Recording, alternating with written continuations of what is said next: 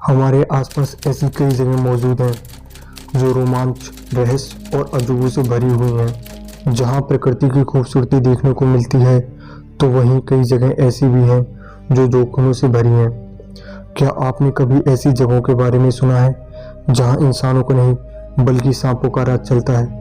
अगर नहीं, तो आज हम आपको एक ऐसी जगह के बारे में बताने जा रहे हैं जहां जाना खतरों से खाली नहीं है।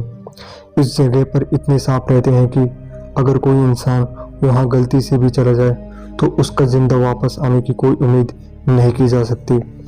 दरअसल यह खतरनाक जगह ब्राजील में है, जिसे स्नेक आइलैंड के नाम से जाना जाता है। इस आइलैंड का वास्तविक नाम इला इक्विमादा है। वैसे दूर से देखने में यह आइलैंड काफी खूबसूरत लगता है, लेकिन आपको जानकर यह हैरानी होगी कि दुनिया के सबसे खतरनाक सांप इसी आइलैंड पर पाए जाते हैं। इस वीडियो में ऐसी ही दुनिया में मौजूद खतरनाक आइलैंड के बारे में आपको जानकारी मिलेगी। वीडियो में अंत तक बने रहें। वैसे तो दुनिया में बहुत सी खतरनाक जगह हैं, लेकिन रामरी आइलैंड की यात्रा करना हर किसी के बस की बात नहीं, क्योंकि यहाँ हर कदम पर मौत का साया आपका पीछा करता रहता है। रोमांच और एडवेंचर से भरपूर रामरी आइलैंड की कहानी भी यहाँ के जैसे ही खतरनाक है। म्यांमार के इस आइलैंड का राजा मगरमच्छ है। यहाँ इन्हीं का राज चलता है। ये खतरनाक मगरमच्छ अपने एरिया में आने वाली हर चीज को खत्म कर देते हैं। आज हम आपको बताएंगे म्यांमार के तट पर स्थित खतरनाक रामरी आइलैंड के बारे में। रामरी का नाम Guinness book of world record में एक ऐसी जगह के रूप में दर्ज है जहाँ के जानवरों ने इंसानों को सबसे ज्यादा नुकसान पहुंचाया है, और इसे यह दर्जा 1945 में घटी एक घटना के कारण मिला है, जिसमें लगभग 1000 जापानी सैनिक यहाँ के खारे पानी में मौजूद विशाल मगरमच्छ का शिकार बन गए थे। यहाँ के मगरमच्छ 20 फीट लंबी तथा इनका वजन 2000 पाउंड तक होता है। इनकी पकड़ में आने के बाद किसी भी इंसान का जिंदा बचना नामुमकिन है। इसलिए रामरी आइलैंड को दुनिया का सबसे खतरनाक आइलैंड माना जाता है। वैसे तो डॉल्स बच्चों के लिए सबसे पसंदीदा खिलौनों में शामिल है, लेकिन जब बात भूत प्रेत की आ जाती है तो यही सबसे ज्यादा डरावने लगने लगती है। तो सोचिए क्या हो अगर आप एक डरावनी डॉल्स आइलैंड पर पहुंच जाएं और वहां चारों तरफ सिर्फ और सिर्फ डरावनी डॉल्स हों।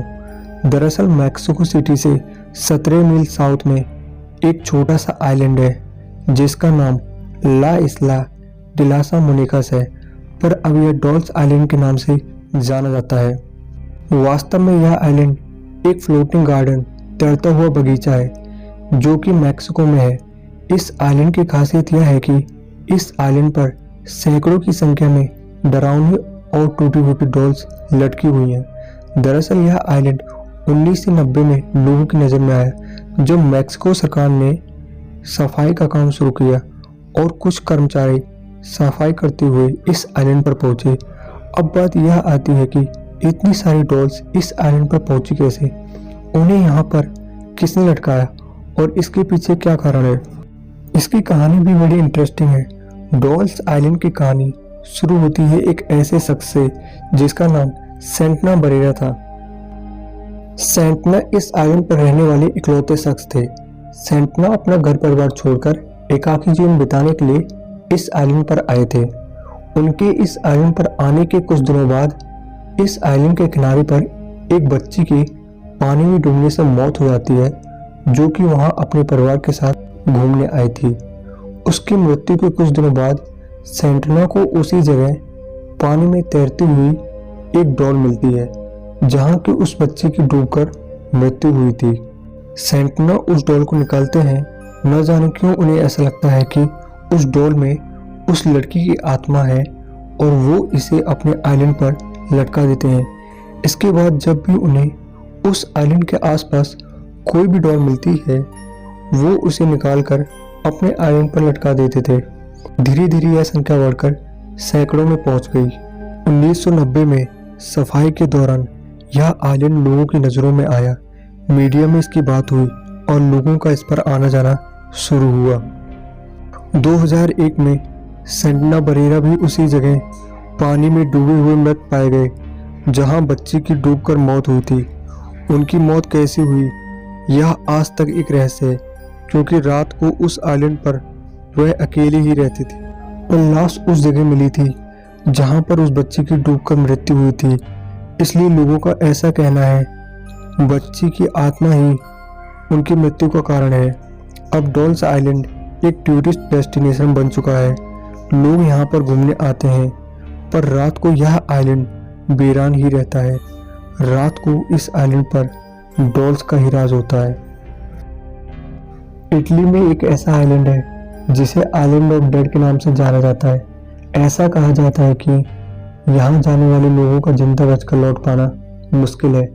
दरअसल इटली के पोवेगिलिया आइलैंड से जुड़ी हुई एक खौफनाक कहानी है, जिसकी वजह से यहाँ लोग जाना भी नहीं चाहते। बताया जाता है कि सैकड़ों साल पहले इस आइलैंड पर प्लेग के मरीजों को मरने के लिए छोड़ दिया जाता था। यहाँ बीमारी से जो लोग मर जाते थे उन्हें यहीं पर दफना दिया जाता था। बाद में मरीजों की बढ़ती संख्या को देखते हुए लगभग 1,60,000 बीमार लोगों को जिंदा जला दिया गया था। इसके बाद लोग इसे भूतहा मानने लगे और ये आइलैंड पूरी तरह से वीरान हो गया। हालांकि सन 1922 में इस आइलैंड पर मेंटल हॉस्पिटल बनाया गया, लेकिन कुछ सालों बाद इसे भी बंद कर दिया गया। बताया जाता है कि यहाँ पर डॉक्टर्स और नर्सों को कई असामान्य चीजें नजर आने लगी थी। वहीं पागल खाने में भर्ती मरीजों को भी प्लेग के मरीजों के भूत दिखाई देते थे। मेंटल हॉस्पिटल के बंद होने के कई साल बाद आइलैंड दोबारा वीरान पड़ा रहा। इसके बाद इटली की सरकार ने सन 1960 में इसे प्राइवेट मालिक को बेच दिया।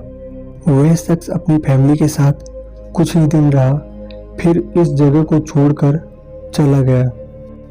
इसके बाद एक दूसरे परिवार ने इसे हॉलिडे होम बनाने के लिए खरीदा। वह भी यहाँ सिर्फ एक दिन टिक सके। कहा जाता है कि आइलैंड के मालिक की बेटी के मुंह को किसी ने काट दिया, जिसे जोड़ने के लिए 14 टाके लगाने पड़े थे। इन तमाम घटना के बाद भी कई लोगों ने इसकी पड़ताल करने की कोशिश की, लेकिन सच की तलाश में गए ज़्यादातर लोग यहाँ से जिंदा लौटकर नहीं आ सके और ये आइलैंड हमेशा के लिए वीरान हो गया। हालांकि जो लोग बचकर वापस लौट आए उनका कहना था कि यहाँ पर बीमारी से मरे हुए लोगों की आत्माएं भटकती हैं। इस आइलैंड पर रात गुजार चुके एक शख्स ने बताया कि किसी ने मुझे तुरंत इस आइलैंड को छोड़ देने को कहा। उसने ये भी कहा कि अगर तुम नहीं जाओगे तो तुम्हारा जिंदा लौट पाना मुश्किल होगा। हालांकि इस भूतहा आइलैंड की सच्चाई क्या है अभी भी एक रहस्य है। उत्तरी इटली के वेंटियन लुगनस में स्थित इस आइलैंड पर जाना प्रतिबंधित है। सरकार ने लोगों को जाने पर बैन लगाया है। सिर्फ शराब की फसल के समय पर ही लोग यहाँ जाते हैं।